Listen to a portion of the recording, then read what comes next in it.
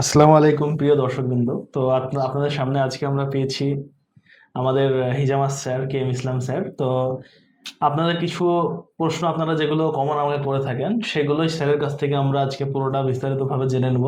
তো আপনারা অবশ্যই ভিডিওটা শেষ পর্যন্ত দেখবেন। তো প্রথমেই যে প্রশ্ন সবার, আমরা হিজামা কেন করাবো স্যার? আপনার একটু আমাকে বলেন দর্শকদের। প্রথম ওয়ালাইকুম আসসালাম ওয়া রাহমাতুল্লাহি ওয়া বারাকাতুহু। জাযাকাল্লাহ, একটা মূল্যবান টপিকে কথা বলার সুযোগ করে দেওয়ার জন্য আমাকে। কেন হিজামা করব যদি আমরা বলি, প্রথমেই আমি সবসময় ইসলামিক দিকটাকে তুলে ধরি। রাসূলুল্লাহ সাল্লাল্লাহু আলাইহি ওয়াসাল্লাম বলেছেন হিজামার মধ্যে শিফা আছে, বাট একদম কেন করব? এবার যদি আপনি বলেন বিজ্ঞানসম্মত কোনো কারণ, অবশ্যই আছে। হিজামা আমাদের রক্ত চলাচলকে বাড়িয়ে দেয়। হিজামা করলে আমাদের মেন্টালি স্ট্রেস কমে যায়। হিজামার মধ্যে আমরা বিভিন্ন রকম যে পেন এখন উপভোগ করছি আমরা, সেগুলো আলহামদুলিল্লাহ হিজামার মাধ্যমে রিমুভ হয়ে যায়। হিজামার মানে আপনাকে যদি আমি একটা একটা করে বলি, বলে শেষ করতে পারবো না হিজামার গুরুত্ব সম্বন্ধে। সর্বোপরি বলি যে ইসলামে বলা আছে, রাসূলুল্লাহ সাল্লাম বলেছেন, এবং সহিহ হাদিস, কোনো হাদিসগুলো কোনো জয়ীফ নাই, এবং চার ইমামের মতে এটা সহিহ হাদিস। এমন নয় যে হাদিসটা জয়ীফ। তো রাসূলুল্লাহ সাল্লাল্লাহু আলাইহি ওয়াসাল্লাম সহিহ বুখারীর মধ্যে বলেছেন সর্ব উত্তম চিকিৎসা হলো হিজামা। শিপা তিনটে জিনিসের মধ্যে আছে। প্রথমত মধুপান করা, আগুনের একটা শ্যাক দেওয়ার মতো একটা জিনিস আছে, যেটা একটা, তৃতীয় হলো হিজামা। তো আগুনের শ্যাক দেওয়াটা উনি নিষেধ করেছেন। তো হিজামার মধ্যে প্রচুর গুরুত্ব আছে আলহামদুলিল্লাহ। তো সেই জন্য আমরা হিজামার জন্য বলে থাকি যে হিজামা আপনারা যদি।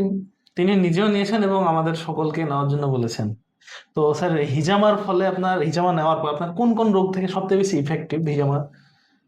আমি আমার পার্সোনাল এক্সপিরিয়েন্স থেকে বলছি। পার্সোনাল এক্সপিরিয়েন্স থেকে। আমার যে সব পেশেন্টগুলোকে আমি দেখেছি আলহামদুলিল্লাহ, migraine patient, back pain, knee pain, toe pain, মানে আলহামদুলিল্লাহ এগুলো হিজামাতে খুবই ভালো। যারা অ্যালার্জি, স্কিন ডিজিজে যাদের ভুগছেন, মানে হিজামাকে আপনি মাস্টার কি বলতে পারেন। হিজামা সমস্ত রোগের ওষুধ বলতে পারেন আপনি। আপনার কোনো বাস্তব উদাহরণ, এই পেশেন্টের একটা সমস্যা সেখান থেকে সমাধান, এরকম কোনো আলহামদুলিল্লাহ অনেকগুলো, একটা নয় অনেকগুলো। যেমন মাইগ্রেনে আমার খুব কাছের যারা আমাকে ইভেন অনেক পেশেন্ট তারা সাথে করে নিয়ে এসেছে, যাদের পকেটে সবসময় স্যারিডন ভরা থাকতো, তো আলহামদুলিল্লাহ হিজামা নেওয়ার পরে একদম কিওর। একটা পেশেন্ট তো আমাদের এসেছিল বেশ কয়েকদিন আগে, যে ব্যাঙ্গালোর থেকেও মাইগ্রেনের জন্য ট্রিটমেন্ট করে এসেছিলেন, কিন্তু কোনো ফল পাননি বলছেন। হিজামার পরে ইনশাল্লাহ উনি আলহামদুলিল্লাহ অনেক ভালো আছেন আগের থেকে। ওনার কিন্তু নিজেরও ওষুধের সেটা তো দোকান আছে। মিজান মেডিকেয়ারে উনি এসেছিলেন নেওয়ার জন্য। এরকম পেশেন্ট তো অনেকেই এসেছে। তো হিজামার যে ব্যাপারটা, সেটা কিন্তু আমাদের থেকে আপনার বাইরেকার যারা ওয়েস্টার্ন কালচার তারা বেশি ফলো করে। আমাদের এদিকে চালু আছে, কিন্তু ওদের মতো অতটা ওরা যে এটার বেনিফিটটা বুঝতে পেরেছে। কিন্তু আমাদের ইয়াং জেনারেশনের উদ্দেশ্যে আজকে এখন কি বলবেন আপনি তাদেরকে? কি করা এটা উচিত? আমাদের দুর্ভাগ্য বলতে পারেন। শুধু হিজামা না, যে কোনো ব্যাপারে ইসলাম যেটাই তাগিদ করেছে সেটাতে আমরা পিছিয়ে। যেমন ইকরা পড়ো, কিন্তু আমরা পড়ি না মুসলমানরা। এই সায় পরে খাবার খাওয়ার জন্য বলা আছে। ইসলাম এমন একটা জিনিস, একটা যে কোনো জিনিস, তো এই জিনিসটা একদম কেউ দেখেনি। আবিষ্কার যিনি করেছে, কে বলতে পারবে এই জিনিস সম্বন্ধে সর্বপ্রথম যে এটা আবিষ্কার করেছে? তো আল্লাহ আমাদেরকে বানিয়েছেন, তিনি ভালো জানেন আমাদের জন্য কোনটা ভালো কোনটা খারাপ। শুধু হিজামা নয়, আপনি রোজা বলুন, যে কোনো খাবারের তরিকা বলুন, যে এখন সায়েন্স বলছে যে কম খাওয়ার জন্য, তাই না? কম খাওয়ার জন্য আমরা বলি যে হিজামা, অনেকেই জানতে চান যে হিজামা সাইন্টিফিক কারণগুলো। ইসলাম যেগুলো বলেছে সবগুলোই বিজ্ঞানসম্মত কারণ আছে। সেটা আজকে বেরোবে, 5 বছর পরে বেরোবে, 50 বছর পরে বেরোবে, কিন্তু ইনশাল্লাহ বেরোবে। আপনি রোজার বেনিফিটটা 2016 সালে আমাদের জাপানি বিজ্ঞানী উনি বললেন যে রোজা রাখলে, মানে 24 ঘন্টা অটোফেজি, যেটা 18 ঘন্টা ফাস্টিং করলে কি হবে। তো সেই গুরুত্ব আপনি যেটা বললেন না, ওয়েস্টার্ন কালচারে সব কিছু ইসলামিক দিকগুলোকে কিন্তু ওরা রিসার্চ করে, এবং ওরা আপনি ওই বড় বড় যারা সেলিব্রিটি, ক্রিশ্চিয়ানো রোনাল্ডো বলুন, আমাদের বিরাট কোহলি বলুন, ওরা কিন্তু মোহাম্মদ শামি দুবাই যখন 3 বছর আগে আইপিএল এ যখন দুবাই খেলতে গেছিল, তখন মোহাম্মদ শামিও নিয়েছিলেন। তো আজকাল সবাই নিয়ে যাচ্ছে, সবাই স্পোর্টসম্যানরা তো বিশেষ করে নিয়ে থাকেন একদম। তো আমাদের বেলডাঙ্গা যারা স্পোর্টসম্যান আছে, তিনারাও যেন অবশ্যই অন্তত জীবনে একবার এই এক্সপিরিয়েন্সটা নিয়ে থাকবেন। আরেকটা যেটা প্রশ্ন স্যার প্রায় করে থাকেন মানুষে, হিজামা কি হিজামা কি সমস্ত রকম অবস্থার উপরে নেওয়া যায়, মানে সুস্থ শরীরেও বা অসুস্থ শরীরে এটা কি সকলের জন্যই করা ঠিক? অসুস্থ শরীরে তো নিতেই হবে, সেটা তো বাধ্যতামূলক। মানে নিলে কতটা উপকার পাওয়া যায় যিনি নিয়েছেন বা যারা নিয়েছেন তারাই জানাতে পারবেন বেশি করে।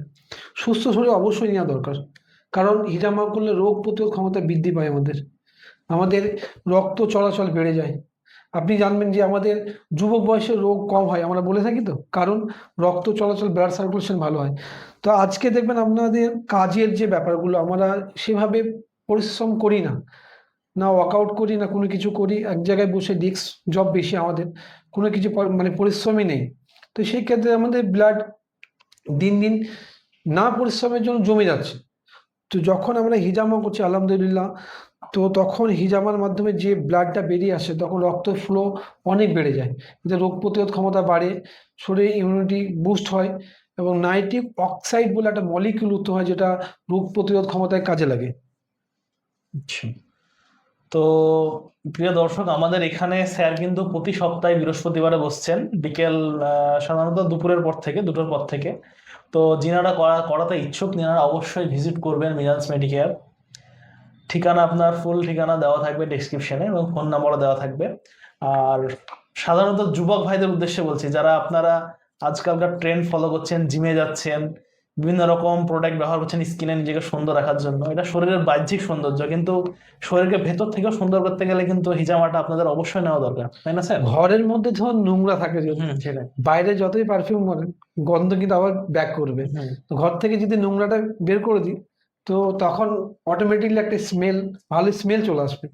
তো যতই ক্রিম মাখি বা যাই মাখি, হিজামা করলে ন্যাচারাল সৌন্দর্য একটা বৃদ্ধি পায়, স্কিনের গ্লো বেড়ে যায় অটোমেটিকলি। যদি কেউ সেশন ওয়াইজ গুলো মেনটেন করে, আমরা যেভাবে ডেট দেবো পরপর, ইনশাল্লাহ তার অটোমেটিকলি গ্লো বেড়ে যাবে চেহারা।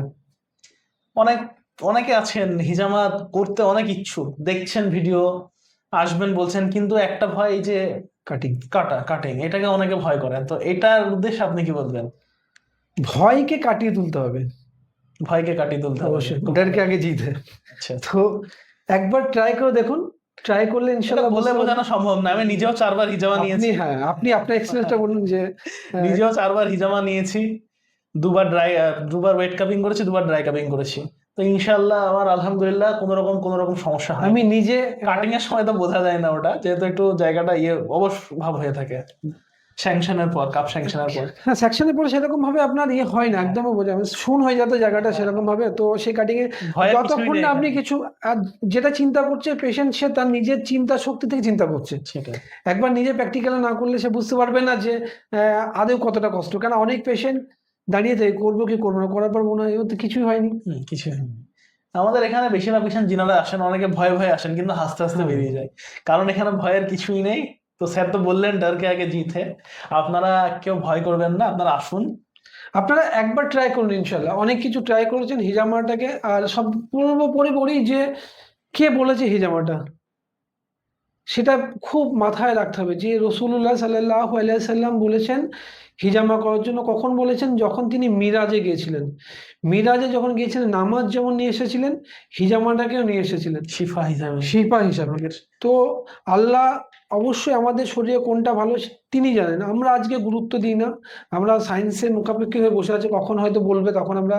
রোজার ব্যাপারে যেমন আমি বললাম কিছুক্ষণ আগে, এখন মানুষ অটোফেজি অনেকেই করছে, ওয়াটার ফাস্টিং করছে, এই করছে, কিন্তু এর আগে 2014-তে অনেকের সাথে আমার ব্যক্তিগতভাবে মানে আলোচনা হয়েছে যে রোজা রাখলে তো পেটে এই সমস্যা হবে, ওই সমস্যা হবে, এমটি স্টমাকে এটা হয় সেটা হয়। সুগার পেশেন্টদের রোজা রাখা যাবে না, কিন্তু অনেকে এখনো বলেন। রোজা করলে আমরা অসুস্থতা থেকে রিভার্স করি, সুস্থ থেকে ফিরে আসি।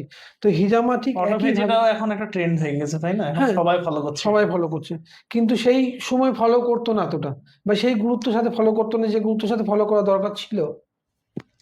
তো দর্শক, আজকে আমাদের ভিডিওটা এই পর্যন্তই।